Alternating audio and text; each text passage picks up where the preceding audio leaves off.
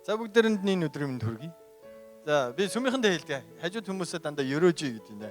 Хажууд хүмүүсээ ёроо идэх. Гурван чухал ёроо л үлээ. За чи эхнэр нь байгал нөхөр бол чамтаа суусан та баяртай байна. Хамт амьдарч байгаадаа баяртай байна. Өнөөдөр тантай хамт уулзсандаа баяртай, сүмдээ ирсэндээ баяртай байна. Ямар нэг юм хэлэх хэрэгтэй байна. Тэг бүгдээрээ би нэг ёрооч гэдэг хөө.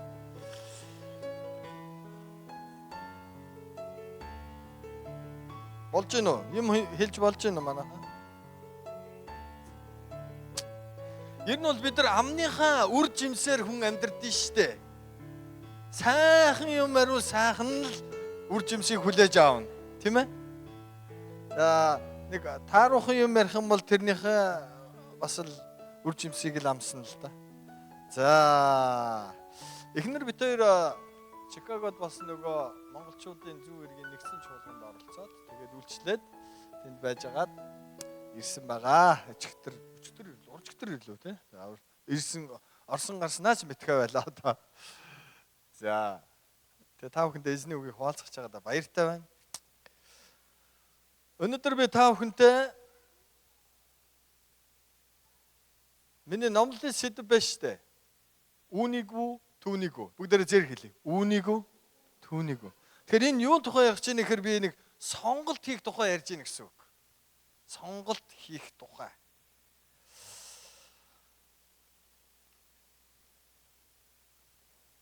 Хүмүүс бид нар ойролцоогоор өдөрт байна штэ. 70 орчим шийдвэр гаргадаг гэж шүү. 70 орчим шийдвэр өдөрт гаргадаг. За ямар шийдвэр авах вэ? Энэ сандал дээр суух уу, тэр сандал дээр суух уу, урд суух уу, хойно суух уу? Тийм ээ, өглөө босоод энэ цам цөмсгөө, тэр цам цөмсгөө гэх мэтчлэн олон шийдвэрүүдийг гаргаад энэ шийдвэрүүд ингээд яриад явах юм бол хүн ер нь өдөр ойролцоогоор 70 орчим шийдвэр гаргадаг. Тэгээ энэ нь бол ерөнхийдөө өнөө маргааштай холбоотой шийдвэрүүд байдаг. Тэгэхэд яах вэ гэхээр жилд 25,550 шийдвэрийг нэг жилд гаргадаг гэж байгаа. Тэгээд цаашаа явах юм бол Монгол хүн ойролцоогоор ер нь уучлаарай монголч энд бол биш. Монгол оронд, Монгол улсад хүн ойролцоогоор монгол хүн дунджаагаар монгол эрэгтэй хүн дунджаар ер нь 70 насллаа гэх юм бол насан туршдаа амьдралынхаа туршид сая 788,500 шийдвэр гаргаж амьдардаг гэж байгаа. Маш их шийдвэр гаргана. Тэгээ бид нар ямар шийдвэр гаргах вэ? Тэр нөгөө гаргасан шийдвэрийнхаа л үр дүнгэл бид нар одоо хүмүүс бид нар амсдаг байх нь байна шүү дээ. Тэгэхээр би өнөөдөр та бүхэндээ хуваалцах байгаа Библийн үг маань 1-р хаад номын 3-р бүлгийн 5-аас 14-р ишлэлийг хуваалцнаа. 1-р хаад номын 3-р бүлгийн 5-аас 10-р ишлэлийг уншнаа. За 1-р хаад номын 3-р бүлгийн 5-аас 10-р ишлэл. За бүгдээр ишлэлээ олсон бах те. Магадгүй энэ дээр гарах болов яах вэ? За би уншиж үгүй та бүхэнд. 1-р хаад номын 3-р бүлгийн 5-аас 14. Гибеонд байхад шөнө нь Соломоны зүудэнд эзэн үзэгдэж би чамд юу өгөх вэ? Надаас гуйхтун гэж бурхан айлдав.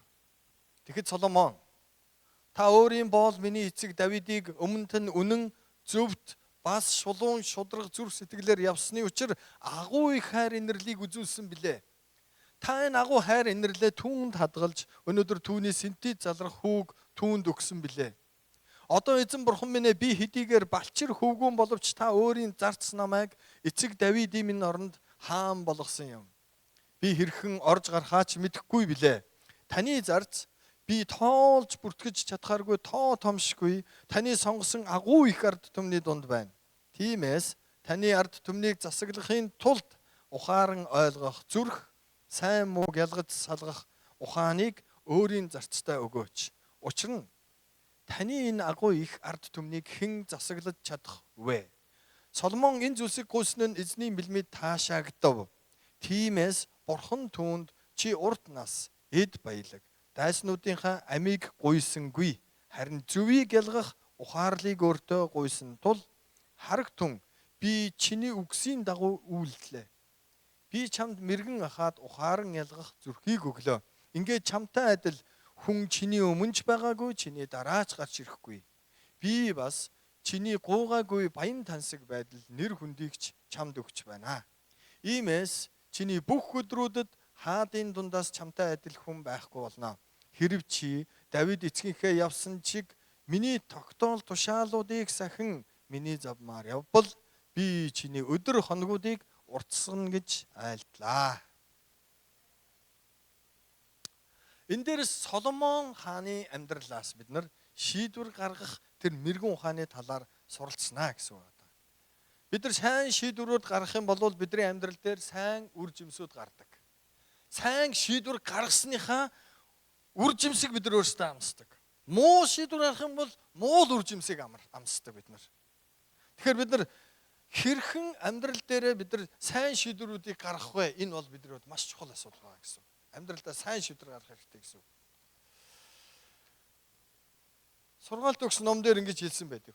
Хүмүүний мунхаглал замыг нь балдаг бөгөөд түүний зүрх сэтгэл эзний эсрэг хилэгнэн дайрнаа гэж. Хүний мунхагаар л бодох юм бол тэр мунхагласан мунхаглал нь бидний амьдралыг замыг өөрөө угаасаа балалж хайдаг. Мөн сургаалт өгсөн ном дээр бас ингэж хэлсэн байгаа. Мэргэн ухааны эхлэл болбоос түүнийг олж авах. Олж авсан бүхнээрээ ухааныг олж авах явдал болоо. Мэргэн ухааныг үнэлж цэгнэ. Тэр чамайг өргөмжилнө гэж хэлж байгаа. Мөн сургаалт өгсөн ном дээр ингэж хэлж байгаа. Өдөрдмжгүй аваас ард түмэн мөхөн харин олон зөвлөгчтэй аваас ялалтанд хүрнэ гэж хэлж байгаа. За би зориуд дээр энэ баахан сургаалт өгсүүдийг уншаад байгаа шүү. Та хүмүүс маань анзаарч байгаа. Сургаалт өгсөн бас нэгэн ном дээр хэлж байгаа. Бас мэдлэггүй байх нь хүний хувьд сайн хэрэг биш. Яаруу хүн хий гიშгдэг. Хий гიშгдэг. Тэгэхээр бид нар олон шийдвэрүүдийг гаргадаг. За би бол ер нь таг Монгол хүн шүү. За ер нь бол Америкт ер нь амьдарч үзээгүй хаяал нэг иржсэн тийм ээ.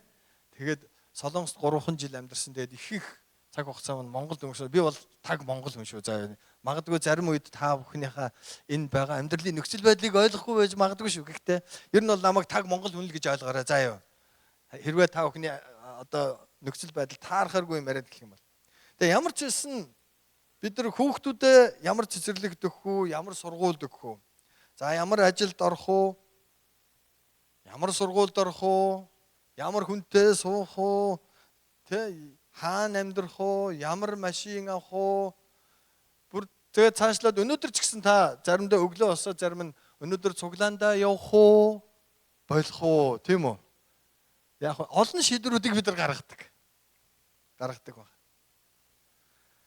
Өнөөдрийн энэ зүйлээс би яг мэрэгэн шийдвэр гаргах тийм үү хэрэг болох уус нэг 5 чухал зүйлийг Соломоны амьдралаас бүгдээрээ суралцах ийм боломжтой болж байна гэсэн үг байна.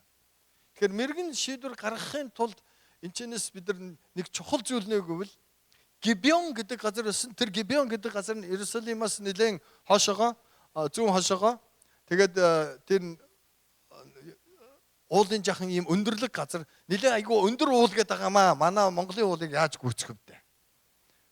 Яг өндөрлөг уулан дээр тэр Соломон хаан тахил өргөдөг байсан байгаа, өргөл өргөдөг байсан байгаа. Тэгэхээр тэр байх үед нь эзэн өөрөө Соломоны зүүдэнд үзэгдэж чи надаас юу авахыг хүсэж байгаагаа гуй гэж хэлсэн байна. Энэ үед Соломон аль хэдийн хаан болсон байсан. Хаан болсон. Тэгээд чи надаас юу авахыг хүсэж байгаагаа гуй гэж хэлсэн. Тэгэхээр Соломон хаан эзнээс юу гуйсан бэхээр ерөөсөө мэрэгэн ухаан өгөөч л гэж гуйсан байна. Мэрэгэн ухаан өгөөч. Надад нэр хүнд өгөөч, надад эд баялаг өгөөч, надад боловсрал өгөөч гэж гуйгаагүй. Соломон хааны гуйсан зүйл нь надад мэрэгэн ухаан өгөөч гэж гуйсан байна.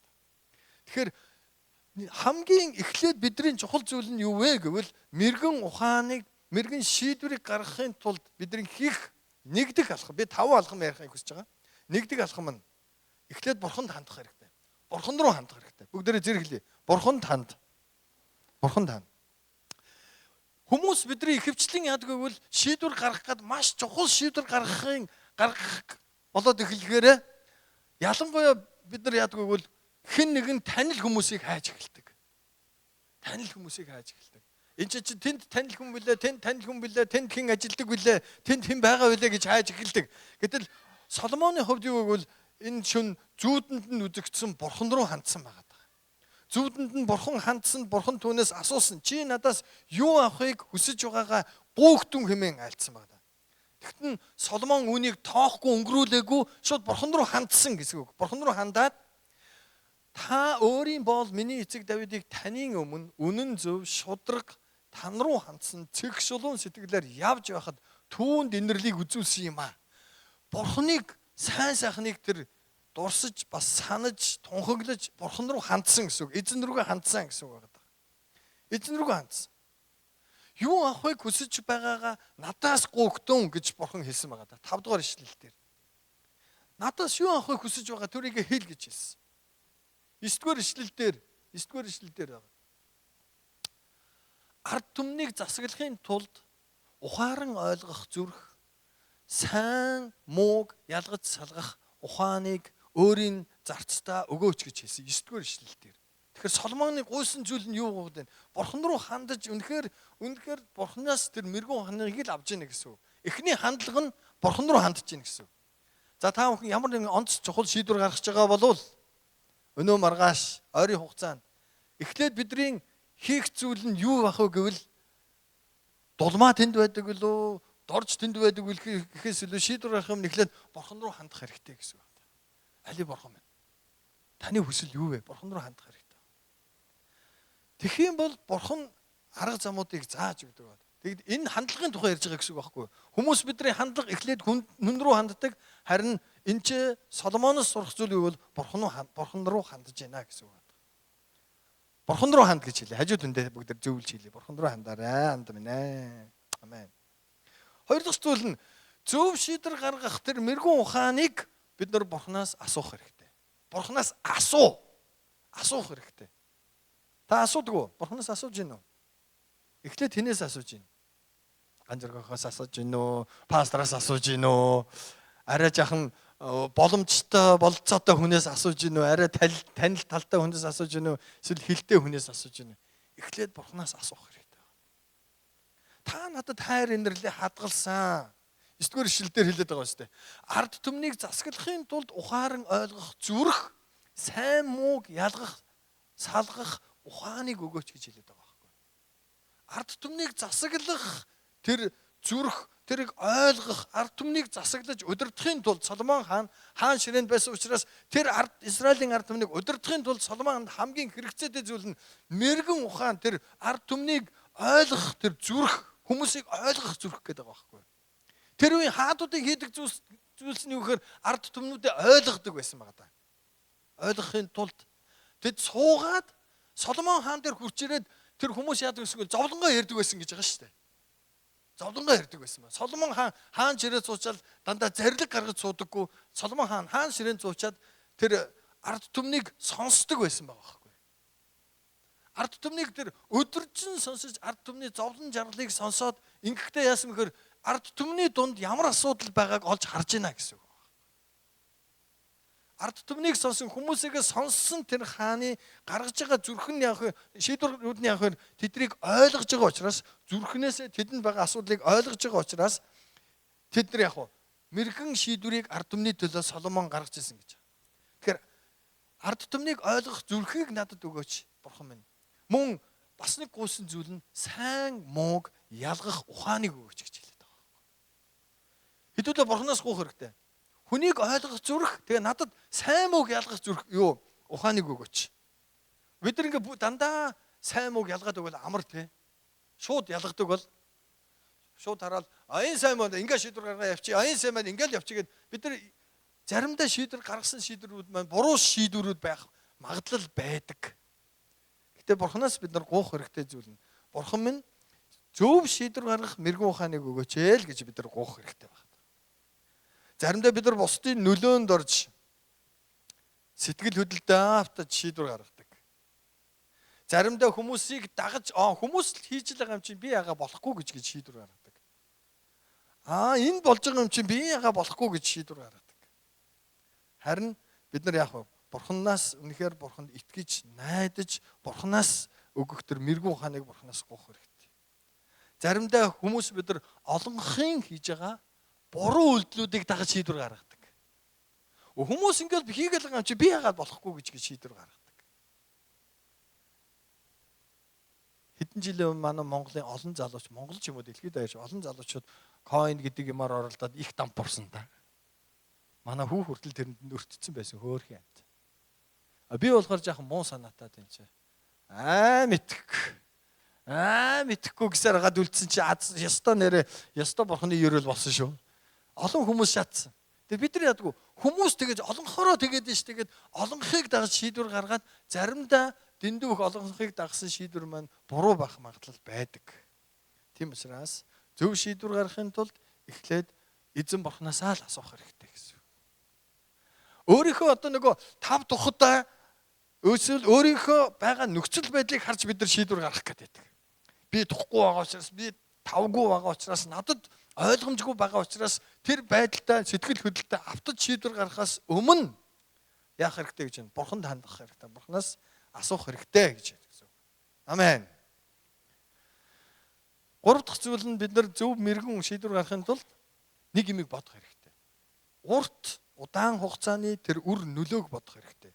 10-11-р ишлэлийг бүгд харцгаая. 10-11-р ишлэлийг. Соломон энэ зүйлийг гуйсанд эзний мэлмэд таашаа гэдэг гэсэн байна. Тэр гуйсан зүйл нь юу гэсэн мэхээр ард түмнийг засаглахын тулд ухаан ойлгох зүрх, сайн мууг ялгаж салгах тэр ухааныг бидэнд надад өгөөч гэж Соломон хаан гуйсан байна. 9-р зүйл дээр тэгж үчигдсэн. 10-р ишлэл дээр Соломон энэ зүйлийг гуйсан нь эзний мэлмэд таашаа гэдэг. Соломон юу гуйсан бэ гэвэл надад нэр алдар өгөөч, надад эрх мэдэл өгөөч, надад мөнгө өгөөч, эд баялаг өгөөч гэж гуйгаагүй Соломон яасан? Ухааныг гуйсан. Тэгэхээр бид нар шийдвэр гаргах гэж байгаа бол тэр шийдвэр маань урт удаан хугацаанд сайн үр нөлөөгөө өгөх тэр шийдвэрийг гаргах хэрэгтэй. Өнөөдөр бид нар өөрсдийнхөө тав тухайг бодонгуудаа шийдвэр гаргадаг. Өнөөдөр байгаа нөхцөл байдлаа харангуйтаа шийдвэр гаргадаг. Яг өнөөдрийн яг энэ цаг мөчийг бодож шийдвэр гаргадаг. Тэгээд заримдаа алддаг. Тэгэхээр Соломон эзнээс ийм урт удаан хугацааны үр дүн бодож залбирсан учраас эзэн бурхан яасан. Тиймээс 11-р шүлдэр. Тиймээс бурхан түүнд чи энэ зүйлийг гуйж өөртөө урт нас баялаг болно. Дайснуудынхаа үхлийг гуйлгүй. Бид нар бол яадгүй. Муу харна. Юуг цааш нь далд оруулж өгөөч. Миний замаас зайлуулж өгөөрэй. 7 уулын цагаараа дов шороон дагуур далд ор. Адаас далд оруул гэд. Бид нар яг өнөөдрийнхээ хараад байдаг. Өнөөдрийг би ямар зүйл мэдэрч байна. Өнөөдөр би хэрвээ тав дахьгүй бол би тав дахьтай ханд яг одоо дээрээ бид нар амьдрах гээд байдаг. Соломоны гуйсан зүйл нь үхээр өөртөө урт насыг баялагийг бас дайснуудынхаа үхлийг гуйлгүй харин үнэн зөвийг ухаан ялгах чадварыг л гуйсан. Хүмүүс бол бид нар бол маш харлаган. Хүмүүс бид нар маш харлаган шийдвэр гаргадаг. Зөвхөн одоо байгаа байдлаа харж шийдвэр гаргадаг. Өнөө маргаашаа бодож шийдвэр гаргадаг. Би бол та бүхнийг үнэхээр зөв шийдвэр гаргаад энэ ч нэ байгаа хүмүүс шүү гэж би үнэхээр хэлхийг хүсэж байна. Би ингээ боддоо шүү дээ. Монголоос гадагшаа гараад явцсан ингээд гадаад амирчаа, солонгос амирчаа, Америкт амирчаа төрүүлээ гарсан сэргэлэнчүүд нь гараа ивчих байгаа байхгүй юу? Та нар ухаантайнууд нь хөдөлгөөнтэй сайн байгаа байхгүй юу? Зөв шийдвэр алсыг хараад зөв шийдвэр гаргаад явж байгаа. Бид нар бол Монголд ингээд үлдчихэж байгаа шүү дээ. Яа гэм блэ гэл яах вэ гэж байж итэл тэгэл гараа ивцсан байгаа шүү дээ нөхдүүд. Тэгээд бидний гаргаж байгаа шийдвэр бидний дараагийн амьдрал дээр, дараагийн хуудсан дээр үр нөлөөгөө үзүүлдэг. Сайн шийдвэрүүд гаргах аваас сайн үр жимсүүдийг амсдаг. Тааруухан шийдвэр гаргах юм бол тааруухан л үр жимсүүдийг бид нар амсдаг. Зөв шийдвэр гаргадаг хүмүүсийг харах юм бол ихэвчлэн өнөөдөр маргаашиг биш хэдэн жилийн дараа ирээдүйг харж шийдвэр гаргадаг. Би одоо пастрын үйлчил хийгээд 28 жил болж байгаа муу да янз нь. Тэгээ 28 жил ингээ хараад олон хүмүүстэй харьцаж байгаа. Олон ч ах эгч нартай харьцаж байлаа. Одоо энэ алтай эгч манай сүмд одоо 95 6 оны үед л ирж исэн. Их сургуулийн багш. Сэхэтэн. Тэр үчи сэхэтэн.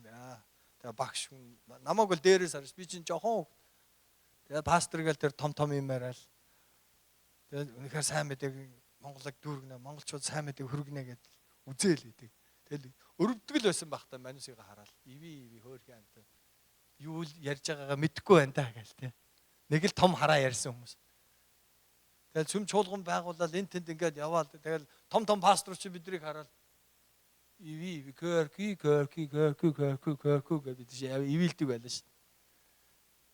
Одоо би эргээд харсан чинь манай гэрэл төрөдөж чуулганаар дамжиж ирнэ 20 гаруй чуулган бид нар үнэхээр байр маятай болж чуулган байгуулж эхлүүлэхэд нь өрөөл болсон. Тэгээ бид нар 6 дүү чуулган байгаа. Тэгээ одоо тэр хүмүүстэй би эргээд уулзахаар тэр хүмүүс гэдэг штэ ярина л.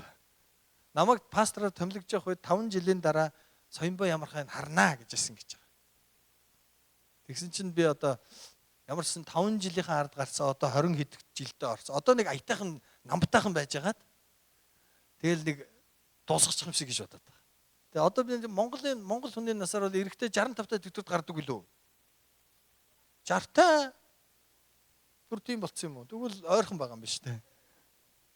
Тэгээ би сүмийнхнээс гуйдаг байхгүй. За би ингээ аашта пастраа. Тэгээ намайг нэг 15 жил төвчгүй гэсэн чи манай сүмийнхэн төвчъя л гэж хэлээ. Амарч байсан та бүхний гаргасан шийдвэр үнэхээр урт удааных байх болтугай бас мэрэгэн байх болтугай. Амен. Дөрөв дэх зүйл маань нэг чухал зүйл байна. Мэрэгэн зөвлөгөөг хүлээж авах хэрэгтэй байна. Зөвлөгөөг хүлээж авах. Манай чуулганы хүмүүс биднээс ингээ пасторудаас зөвлөгөө авъя гэд ирдэг байхгүй юу?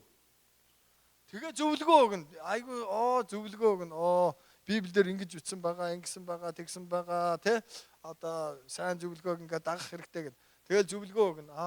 За ихнэрээ хайрлаарай, нөхрөө хайрлаарай гээл тэгэл одоо ихэвчлэн гэр бүл тэгэл одоо өр ширэнд орсон хүн зөвлөгөө өгнө. Янз бүрийн хүмүүс зөвлөгөө өгнө шүү дээ. Үерхэж байгаа залуу шүү. Тэгээ зөвлөгөө өгнө. Харин нэг сони юм нь юу гэхээр хүмүүс зөвлөгөө авсан мөртлөө зөвлөгөө авчаад дагдаггүй найхуу сонирн байгаад байдаг. Сонирн? Тэгэхээр яах гэж зөвлөгөө авдаа юм? Тийм үү? Зөвлөгөө авчаад ингээд хэрэгжүүлэхгүй юм бол яах гэж зөвлөгөө авдаа юм? Тэгээ би танд хэлээ. Та хэрвээ Ахмад хүмүүсийн зөвлөгөөг авах юм бол тийм үү? Ахмад гэж хэллээ шүү би за. Ахмад ах эгч нарынхаа зөвлөгөөг сонсох юм бол тэр мэрэгэн зөвлөгөөг сонсох юм бол дагах хэрэгтэй гэсэн. Пастраасаа зөвлөгөө авсан бол пастор ингэж бодож байна. Гэхдээ би ингэж хийнэ гэхгүй гэсэн үг байхгүй юу? Пастор зөвлөгөө өгсөн бол пастор хүн гэдэг чинь зүгээр нэг ингээ сууж байгаа хүмүүс тэр нэг бурхнаас өгөгдсөн онцгой ивэлтэй тэр тосолгоотой хүмүүс байгаа шүү. Би бол тэрэндээ итгэдэж штэ. Тэр бурхнаас өгөгдсөн тэр мэрэгэн ханаар өгөгдсөн зөвлөгөөг та нар ингээ дагах юм бол өрөөгднөө. Гэхдээ пастор чинь сүмдөө өрг пастор дандаа өргөд энэ талаасаа бол биш үү? Амьдралтай холбоотой чухал зөвлөгөөнүүд. Шийдвэр гаргах зөвлөгөөнүүд. Олон зөвлөгөөнүүд манай залуучууд надаас ирж авдаг. Тэгээд зарим нь сонсдоггүй, харин сонссон хүмүүс нь болохоор дагсан хүмүүс нь үнэхээр өрөөгдсөн байгаад байдаг. Тэгээ би өөрийгөө хэлдэг байхгүй. Надад ингээд хүмүүсийн төлөө ингээд залбирч мэлбэрэн ингээд эдгэрлийн бэлгавас гэдээ байгаад байдаг шүү дээ. Хүмүүсийн төлөө надад бол тийм байхгүй. Надад бол юу гэхээр сүнс ялах бэлгавас байгаа шүү. Энэ хүн худлаа яриад байна уу, панаалдаад байна уу, ингээ залдаад байна уу гэдэг ерөнхийдөө бол мэднэ. Тэгэхээр пастор хүмүүсээс юм уу, ахмад хүмүүсээс, мэрэгэн хүмүүсээс авсан зөвлөгөөгөө бид нар дагах хэрэгтэй. Тэр зөвлөгөөг хүлээж авах хэрэгтэй. 12 13 дугаар эшлэлдэр харагтун би чиний хүссний дагуу үлдлээ. Харагтун би чамд мэрэгэн ухаан ялгах чадвартай зүрхийг өглөө. Гуйсан учраас өгсөн байж чиний өмнө чамтай адил хүн байгаагүй бөгөөд чиний дараач чамтай адил хүн гарч ирэхгүй. Израиль гарч ирэхгүй гэдгийг хэлж байгаа байхгүй юу? Бурханаас өгөгдөж байгаа тэр зөвлөгөөг хүлээн авч дагах хэрэгтэй гэсэн үг байна. Хэрв чи эцэг Давид чигээ миний тогтоол тушаалуудыг сахин миний замаар явбал би чиний амьдралыг уртгаснаа гэж байна. За амьдралыг яавал уртсгана гэж байна. Замаар явбал Давид чигээ миний тогтоолыг тушаалуудыг сахин хэлээд байгаач тогтоол тушаалуудыг сахиж Бурхны тэр заасан замаар явах юм бол юу нь уртснаа гэж байна. Амьдрал нь уртснаа. Амьдрал нь уртснаа гэж хэлж байна. Эцэг эхчүүдийнхаа үгэнд сайн орцгоо хүүхдүүдээ. Тэгвэл чи урд нас болно гэж хэлдэг шүү дээ Библиэлд. Эцэг эхийн үгэнд орох хэрэгтэй. Ахмад үний зөвлөгөөг хүлээж авах хэрэгтэй гэсэн үг байна. Тэдгээрийн зөвлөгөөг, мэрэгэн зөвлөгөөг дагах юм бол эзэн үнэхээр өрөөх болно гэж байна. Улам илүү мэрэгэн замуудыг танд зааж өгөх боломжтой юм а гэж хэлж байна. Харин эзний зөвлөгөөг дагахгүй байх үедээ хүн яаж дампуурдаг гэвэл яг Соломон хаан шиг л дампуурдаг. Соломон ч бүр сүүлдээ дампуурсан шүү дээ. Эзний зөвлөгөөг дагахаа байгаад ирсэн чинь 700 эхнэртэй 300 татвар эмэгтэйтэй болж ирсэн. Энэ юу гэхээр эзний үгээс зөрж явах юм бол тэр мэрэгэн ухааныг ямар ч эзнээс авах боломжгүй. Тэр олон эхнэрийнхаа тэр хуурамч шүтэнүүдэд тэд нар Соломон хаан мөргөж эхэлсэн, дагаж эхэлсэн. Мунхаг болж эхэлсэн гэсэн.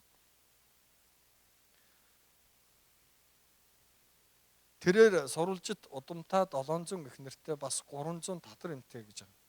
Тэгээд эхнэрүүд нь түүний сэтгэлийг ургуулжээ гэж байна. Бурхны өгж байгаа заавруудыг дагахгүй бол угаасаа үржимс нь таарах л үржимс байж таарна. Харин дагвал үнэхээр сайн үржимс байж таарна. Амен. Тэгээ би боддог байхгүй. Намайг 95 онд Есүсийг дагаад явах уу? Яг аавынхаа хэлсэн үгэнд ороод явах уу гэдэг нэг ийм шийдвэр дээр би тулж ирсэн. 95 он. За тэр ямар үе байсан бэ гэхээр яг л та бүхний адил манай аав намайг гадагшаа явуулчих гэсэн байхгүй. Гадагшаа тэр үчин хүмүүс гадагшаа явж эхэлж ирсэн үе. Чи Солонгос явах уу? Америк явах уу? Япон явах уу гэдэг байгаа шүү дээ. Би чинь тэгсэн чинь яг тэр үед намайг харсан хүн бол ямар сонин мунхаг хүн бэ л гэж бодох байх. Би явахгүй, би сүмдээ үйлчлээ гэж үлдсэн шүү дээ. Тэгсэн чинь манай намайг тэнгээр нь дутсан. Ёстой тэнэг. Ах эгч нар чи бүгд явчлаа гэсэн. Тэгээ би хэрвээ явсан бол мэдхгүй одоо айгуул та нарын дунд ингэсэн сууж байгаа. Юу пастор мастер яг л та нарт адилхан ингээл гоё. Манай пастрын үгийг сонсоод ингээл гоё сууж л авах байсан баг. Тэг яг нэг хөгжим мүжиг нэг осолдохгүй нэг төгссөн болохоор бас нэг уянгатаа бас ингээд өрсөлдөд пиано мяна тоглох гал үзэл байсан байж магадгүй шүү. Гэхдээ эзний яг тухайн үед сануулсан зүйлээ бол эзэн өөрт нь үйлчлэгийг л сануулсан. Биш би ч тэгээд бас их тухайн үедээ бас анхны ардчилсан засгийн газрын үед бүрэлдэхүүн тогтсон байгуулагдсан тэр сайд хөвгт байхгүй бас. Тий гайгүй явуул явчихаар байсан байгаа үстэй. Тий тэгсэн чинь би яваг байхгүй. Би Есүст итгэсээ би сүмдөө үйлчлээ гэж үлдсэн. Манай гэрийнхэн бүгд намайг тэнгээр нь дуудаал үлдсэн. Одоо харин манай гэрийнхэн намайг чинь чи өстө үнэхээр зөв шийдвэр гаргаж байгаа юм ба гэдэг шүү дээ. Хэрвээ би тэгээд би гараа явсан бол мэдгүй дампуурал явсан байсан болох байх. Есүст итгэдэг байсан ч тэгэл гарч явал нөгөө гой ганган ямиг хараалайгүй бол соригдоод тэгээд уусаад алга болох байсан. Гэтэ энэ эзний яг тэр тухайн үед надад өгсөн мэрэгэн үгийг би дагсан байгаа байхгүй. Тэгээд манай аав маань сүлд нь нас орохынхаа өмнө чи л энэ гэр бүлийг авч явна шүү гэж хэлсэн. Намайг гэсэн. Чи өстой тэнэг байна гэж хэлсэн бол чи миний хүү өстой зөв шийдвэр гаргасан байна чи гэж хэлж ирсэн. Одоо манай ах эгч нар бүгд миний үгийг сонсдөө шүү. Би чинь айлын дундах нь. Гэхдээ би чинь ингээд том нэмшгэл аашилдсан шүү. Өөс тэрийн тэгээрээд ингэсэн тэгсэн шүү. Тэдэн төгрөг цуглуураараа тэрэнд үгүй шүү гэл. Эзний заавар зөвлөгөөг ер нь бол эзнийг дагаад ирнэ бол алдах юм байхгүй. Тэгээ зарим нь таны гэр бүлийн хүмүүс таныг тэгж юм. Чи ер нь Есүсийг дага юу олж долоосон юм гэж. Би юм олж долоогоогүй харин би мөнх амийг авсан. Би Есүст итгэснээрээ мөнх амьтаа болсон. Нэг юм хом олж долоож молоогоод байдаг чи юм жижиг гарууд бол биш байхгүй бид нар. Чи ямар ашиг хүртсэй гэж. Тэр ашиг хүртэхээс ч илүү хаанаас ч ашиг гэдэг чинь нэг юмнаас жоохон юм ингээд унаад байгаа байхгүй юу? Бид нар бол юм унгаагаагүй. Бид нар бол бүр мөнх амийг өвлж авсан хүмүүс. Хинч бид нар өгч чадахгүй зүйлүүдийг бид нар эзнээс олж авсан байна.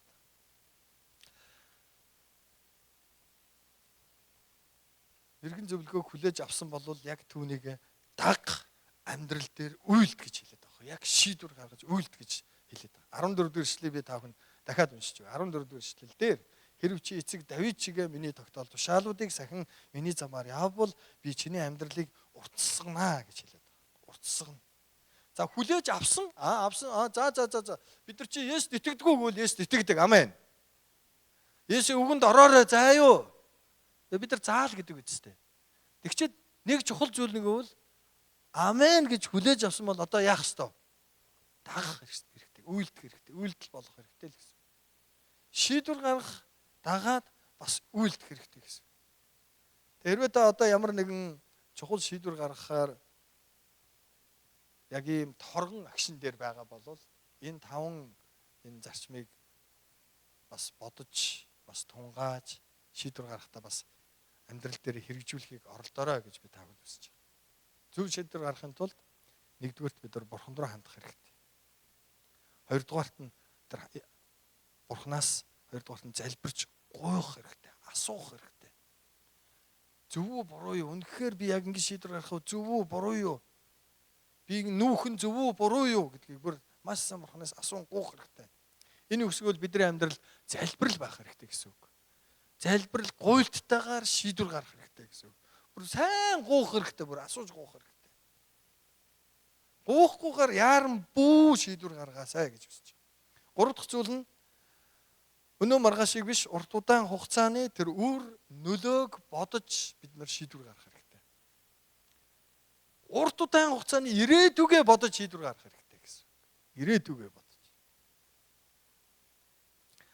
Дөрөвдүгээрх нь мэрэгэн зөвлөгөөг хүлээж ав. Хүлээн зөвшөөр амен гэж хэлж сурах хэрэгтэй.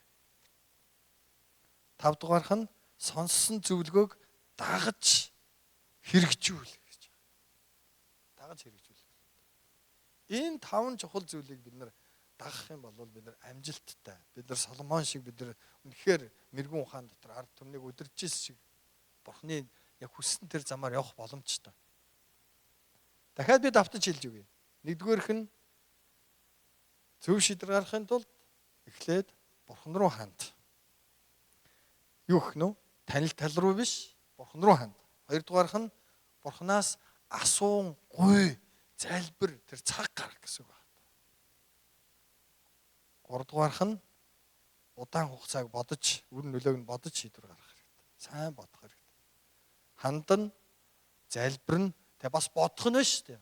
Бодоод, залбираад, бодоод, тэгээ бүр үр нөлөөгийн сайн бод. Тэгээ дөрөвдүгээрх нь тэр зөвлөгөө бусдаас зөвлөгөө авсан. Хүн амтнаас бас эхлээд Бурханаас биш, дараа нь хүмүүсээс очиж асуугаад, ахмад хүмүүсээс, пастор, мастер, ахлагч нараас зөвлөгөө аваад, тэгээд эцэст нь тэр зөвлөгөөний дагуу маш сайн шийдвэрийг гаргаад түүнийг дагаарай гэж хэлж байгаа гэсэн. Соломоны амжилтын нууц юм. Тэгээ бид нар үнэхээр бас хэн нэгнээс зөвлөгөөг авж байгаа бол анхааралтай сонсож бас түүнийг шийдвэр болгож дагах хэрэгтэй. Та Есүст итгэдэг бол эдгээр 5 зарчмын дагуу та явхад нэх айхтар алдах юм байх гэсэн. Амен. Бид нар хамтдаа залбирцгаая Бурхан руу хандаад.